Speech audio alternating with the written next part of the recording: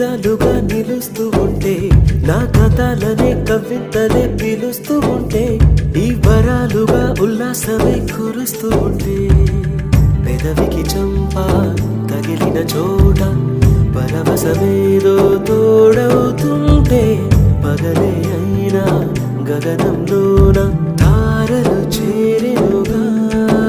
నిజంగా నేనేనా ఇలా నీ జతలో ఉన్నా, ఇదంతా